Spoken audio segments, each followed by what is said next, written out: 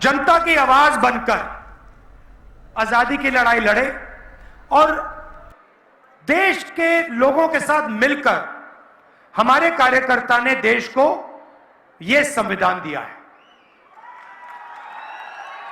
ये संविधान कोई मामूली किताब नहीं है। और कहा जाता है कि ये आजादी के बाद कॉन्स्टिट्यूशन बना, मगर अगर हम थोड़ी सी गहराई में जाएं तो पता लगेगा कि इस कॉन्स्टिट्यूशन की, संविधान की सोच हजारों साल पुरानी है। हिंदुस्तान के महापुरुषों की सोच इस कॉन्स्टिट्यूशन में है और ये हिंदुस्तान की, भारत की बहुत पुरानी आवाज है। बीजेपी के कार्यकर्ता, बीजेपी के नेता इस संविधान पर आक्रमण कर रहे हैं। संविधान पर आक्रमण करने के अलग अलग तरीके हैं। सबसे पहला डायरेक्ट आक्रमण। उनके नेता खुलकर कह रहे हैं, मीडिया को कह रहे हैं कि अगर हमारी सरकार बनी, 400 पार हो गई तो हम इसको बदल देंगे, फाड़ के फेंक देंगे। तो एक तो हुआ डायरेक्ट सामने कि हम इसको खत्म करेंगे। कांग्रेस पार्टी कहती है ये देश की आवाज है, वो कहते हैं नहीं, हमें ये नहीं चाहिए, देश की आवाज नहीं होनी चाहिए, सिर्फ नरेंद्र मोदी की आवाज होनी चाहिए। मतलब आपने सुना, अपने आप, अपने कानों से आपने सुना। आजकल नरेंद्र मोदी के इंटरव्यूज चल रहे हैं, देखे होंगे आपने। वो 4 चमचे बैठा देते हैं और फिर वो सवाल पूछते हैं, मोदी जी एक बात बताइए, आप आम कैसे खाते हो? आप क्या उसको छील के खाते हो या चूस के खाते हो? मोदी जी जवाब देते हैं, पता नहीं, सब कुछ अपने आप होता है।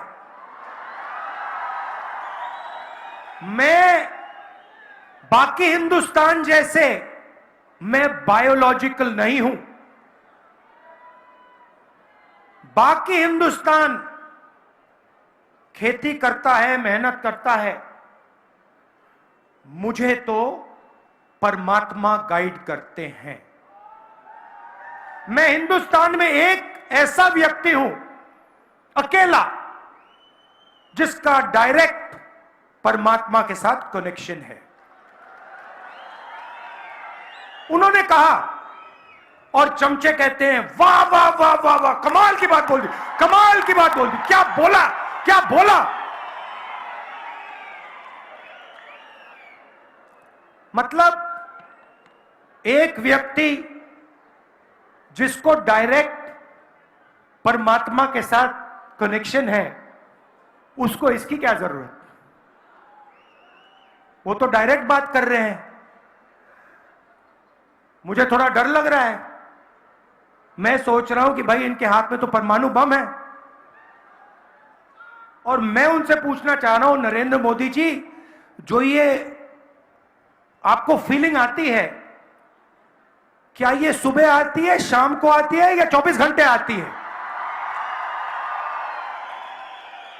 मतलब ये पीरियोडिकली आती है, जैसे शाम के 8 बजे आती है या सुबह 7 बजे आती है या फिर पूरे दिन चलती है? अलग अलग बीमारियां होती हैं, कोई शाम को आती है, कोई सुबह लगती है। तो ये मैं पूछना चाहता हूं, नरेंद्र मोदी जी, आप अकेले हैं, आप डायरेक्ट भगवान से बात कर रहे हो। अच्छा, अगर एक दिन सुक्खू जी मेरे पास आए, बंद कमरे में मुझे कह दें कि राहुल जी, मेरा डायरेक्ट परमात्मा से कनेक्शन है, मैं उनसे कहूंगा, सुक्खू जी ये सब ठीक है, हिमाचल की जनता को बाहर जाके मत बोल देना, बड़ी प्रॉब्लम हो जाएगी। मगर प्रधानमंत्री खुल के बोल रहे हैं कि मेरा डायरेक्ट कनेक्शन है। तो ये हालत है हिंदुस्तान की, मतलब मजाक बना रखा है। मैंने इनको कहा कि ये हमारे मित्र हैं, मीडिया के मित्र हैं, मगर ये हमारे मित्र हैं नहीं, अदानी के मित्र हैं। और हिमाचल के किसानों को मैं कहना चाहता हूं,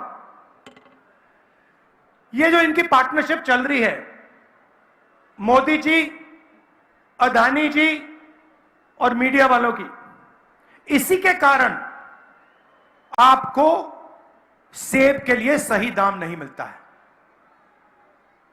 सारे के सारे स्टोरेज फैसिलिटीज नरेंद्र मोदी जी ने एक व्यक्ति को दे दिए हैं, और जब भी वो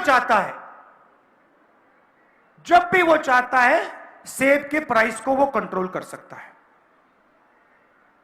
हिमाचल में सेब को कंट्रोल कर रहे हैं, मुंबई में एयरपोर्ट, लखनऊ में एयरपोर्ट, 7 एयरपोर्ट पकड़ा दिए 50 साल के लिए।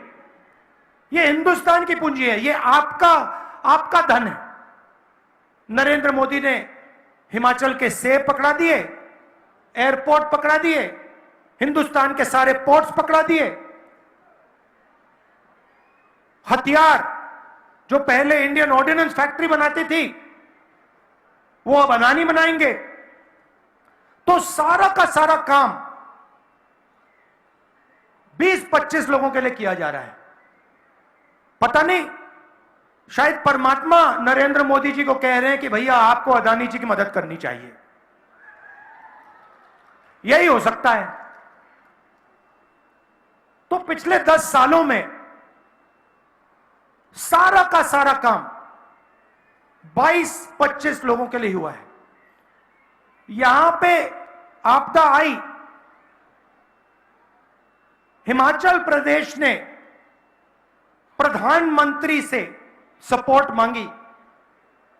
अगले मीटिंग में प्रधानमंत्री आएंगे, आप हिमाचल की जनता को बताइए, जब हिमाचल की जनता को जरूरत थी आपने हिमाचल को कितने पैसे भेजे। हमने 9,000 करोड़ मांगे थे, उन्होंने नहीं भेजे। मगर 22 लोगों का पिछले 10 साल में नरेंद्र मोदी जी ने 16 लाख करोड़ रुपया कर्जा माफ किया है। आपने 9,000 करोड़ रुपए मांगा, आपको कहा हम नहीं देंगे। आप मुश्किल में थे, 22,000 परिवारों को नुकसान हुआ, सब कुछ खो गए, और प्रधानमंत्री कहते हैं हम आपको नहीं देंगे। आपको 9,000 करोड़ नहीं दिया, उनको 16 लाख करोड़ रुपए दिया। मतलब अगर आप साल का मनरेगा का पैसा लें, 24 साल मनरेगा का पैसा उन्होंने 22 लोगों को पकड़ा दिया। हमने किसानों का कर्जा माफ किया था यूपीए के टाइम, 24 साल अगर आप उस कर्जे को माफ करते किसानों का,